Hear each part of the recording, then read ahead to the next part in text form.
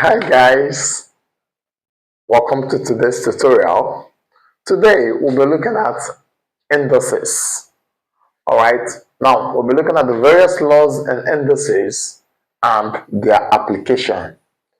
Stick with us as we go through this to break our topic down to your understanding. Now, the first law of indices we are going to be looking at would be multiplication law. Now, in multiplication law, it simply states if you have your a raised power n times a raised power n. Now, the basic says that the both bases has to be same. All right. Once the both bases are same, multiplying, now this becomes the powers can simply be added. I repeat, if the bases are same, multiplying, the powers to which they are raised can simply be added. For example, let's say we have 2 raised power 3 times 2 raised power 2.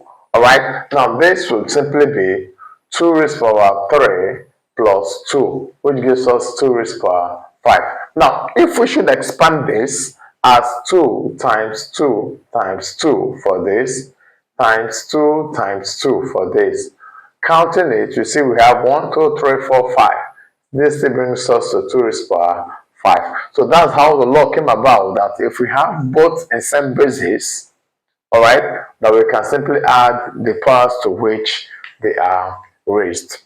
Okay, now, likewise for our division law, if they have same basis, we can simply subtract the powers to which they are raised. So that's why we have a raised power n divided by a raised power n.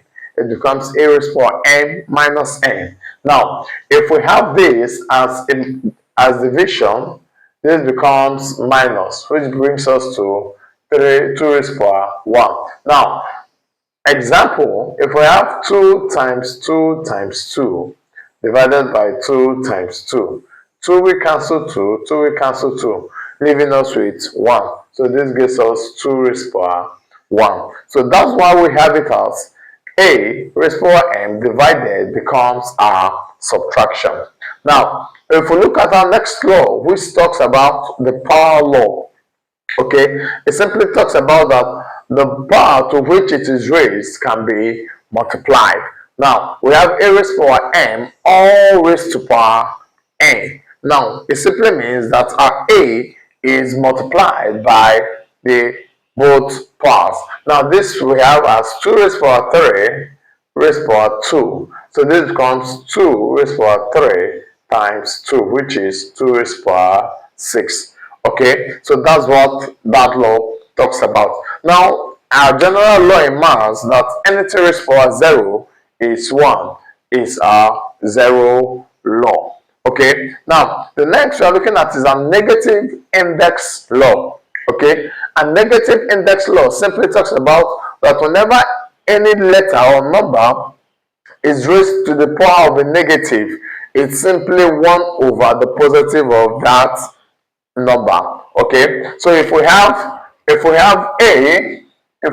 raised power minus 2, this can be written as 1 over 2 raised power 2. Okay, so whenever it's being raised power of a negative, we introduce a fractional index, which is 1 over that. Okay, now next we are looking at a fractional index law, where we have the power in fractions. The power to which it is raised is in fraction. Now, if we have 1 over n, it simply means n roots of a number. So if we have a raised power 1 over 3, it means the cube root of a. Okay, let's say now let's have this as 27. So it means the cube root of 27. Okay, so that's what it simply means. So whenever it's raised to the power of a fraction, it means the cube root or the fraction, the root of that fraction to which it is raised. Now, for our next fractional index law, we have it as, peradventure we have two numbers. Let's say we have this as 2 over 3 roots 27 raised power 2 over 3. Okay, what this simply means is either we square this alright, and find the cube root, or we can find our cube root and square. Okay, both will give you same answer. So either ways we get same answer. So those are our two fractional index law. And the next we are looking at is our product law. Now when we talk about product law, it simply talks about the power to which it is raised is shareable to the elect numbers within. So if we have 5 dot 5 times 3, okay, all squared, this becomes 5 squared times 3 squared. So that's what it simply means. If we have 5 times 3 all squared, it becomes 5 squared times 3 squared. So with the basics of those laws, okay, with the understanding of those laws, each and every of those laws, we will look into how to apply them in solving questions regarding indices. But the basics of all indices, all right, that we are going to be learning would be based on each and every of those laws. So the understanding of these basic laws is very necessary. So if there be any comments on this, don't hesitate to put them down in the comment section and we would attend to it. Alright guys, let's look at those examples. Our first example says simplify A 6m7 raised to 7 divided by 2m raised to power minus 4. Alright, now in rewriting this simply, we have it as 6m raised to 7 divided by 2m raised to minus 4. Okay, now we know that we learned earlier on that our division sign turns to what? Subtraction. So we can write this as 6 over 2 times, since our m is common, m raised to 7, division turns to minus 4. Okay, so this we have as 6 divided by 2 will give us 3. M raised to 7, 3 minus times minus becomes plus 4, which gives us 3m raised to 11. So this becomes our final answer. Okay, now for the B part, we have it as 3 whole number 3 over 8 raised to 1 over 3. Now, talking about this, we know this is one of the types of our fractional index law. So first off, we are going to convert this to improper fractions. Now 3 times 8 will give us 24, plus 3 will give us 27. So rewriting this, we have it as 27 over 8 raised to 1 over 3. And we know that applying the fractional index law here, this becomes cube root of 27 over 8. So this becomes cube root of 27 over 8. Okay, so this we would have root of 27 will be 3 and cube root of 8 will be 2. So this becomes 3 over 2, which gives us one whole number 1 over 2. Now with that, we've solved that question. Now the next we are going to look at, which is up C, will be 0.027 raised to minus 1 over 3. Okay, this is another fractional index law, but in a decimal form. First off, we convert this to fraction. Now, to convert a decimal to fraction, we are counting how many digits are after our decimal point will be the number of zeros it will be divided with. So this becomes, since we have 3 digits, this becomes 27 over 1000, 3 zeros. Alright, all raised to minus 1 over 3. And because of this negative, this becomes 1 all over 27 over 1000 raised to 1 over 3. Okay, now remembering that 1 over 3 is our cube root. So we can now write this to be what? 1 over cube root of 27 over 1000. Okay, so 1 over cube root of 27 is 3 and cube root of 1000 is 10. Okay, so inverse, multiplicative inverse of this becomes 1 over 1 times 10 over 3, which gives us 10 over 3. Now here, we are turning our division to multiplication. So our final answer will become 3 whole number 1 over 3. That will be our final answer. Okay, a quick one. Let's quickly look at another question D, where we have something like 8 whole number, 8 raised to power 2 over 3. Okay, now if we have 8 raised to power 2 over 3 as our number, here we are going to have it as 8 cube root of 8 times 2 raised to power 2. Okay, so cube root of 8 raised to power 2 will give us 2 raised to power 2, which gives us 4. Okay, so if we apply the other law, the other aspect of the law that says we can have it as cube root of 8 squared. So 8 squared will be what? 64. This becomes cube root of 64.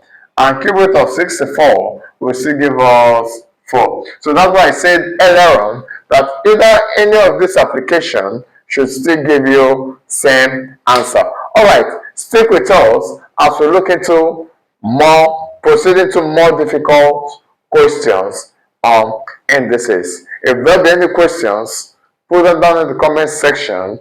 Don't forget to subscribe, and if you found this teaching helpful, share the link with your friends.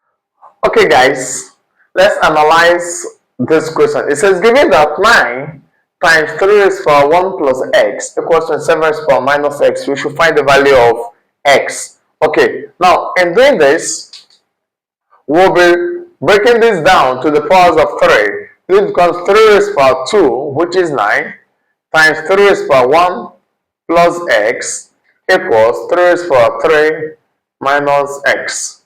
Okay, so this gets us 3 raised to power 2, right? Yep, 3 raised to power 2 times, okay, multiplication turns to addition, plus 1 plus x equals 3 raised to power 3 minus 3x.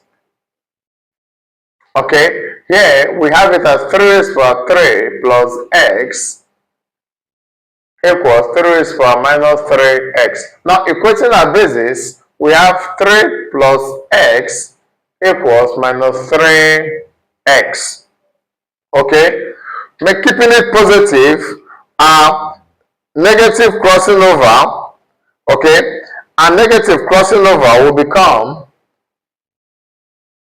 x plus 3x equals minus 3. Okay, so 4x equals minus 3. So therefore, x equals minus 3 over 4. So the value of x will be minus 3 over 4. Now the next one says, simplify 125 raised to power 1 over 3 minus 1 over 3 times 49 raised to power minus half times 10 raised to power 0. Now in doing this, we know this will become 1 over cube root of 125 times 1 over square root of 49 times anything raised to power 0 is 1. So we have this as 1. Okay, now this will be 5 times 5 times 5. This is 1 over 5 times 1 over 7 times 1, which gives us 1 over 35 as the answer. So the answer of the solution will be 1 over 35. Alright guys, come with us, let's solve this. It says evaluate 1 over 343 raised to power 1 over 3 plus 1 plus 64 raised to power minus 1 over 3 minus 4 divided by 9 raised to power minus half. Now, in this, we have to apply our laws of indices. Now, which law are we going to apply here should be the first question you would ask yourself. For each and every one of them, we'll be applying our different laws of indices, all right, before we get into addition and subtraction of the figures. Now, for this, we are applying our fractional law. So this becomes cube root of 1 over 343, okay, plus, because of this negative, becomes 1 over cube root of 64, okay, plus, because of the, minus, because of this negative, becomes 1 over square root of 4 over 9. All right, now with this, we've tried to simplify what we have here. Now, what is the cube root of 343? Cube root of 343 will give us 1 over 7 plus cube root of 64, 1 over 4. Now, minus cube root of this, square root of this will give us 1 over 2 over 3. Alright, but now we can turn this fraction the other way around by making this division to turn to multiplication. Now we have 1 over 1 times 3 over 2, which gives us 3 over 2. So you can replace this with 3 over 2. So replacing that, we have 1 over 7 plus 1 over 4 minus 3 over 2. Now, having this here, we can find our LCM. What will our LCM be? Our LCM will be 28, right? 7 times 4, 28, okay? 28, 7 here, 4, 4 times 1, 4, plus 4 here, 7, 7 times 1, 7, minus 2 here, 14. 14 times 3, 14 times 3, 3 times 4 will give us 12. I want to carry 1, so that will be 42. Okay, so here we now have this as 7 plus will give us 11 minus 42 divided by 28. So 11 minus 42 will give us a 31, a minus 31 over 28. So with this, we've gotten our answer as minus 31 over 28. Or we can break it down to give us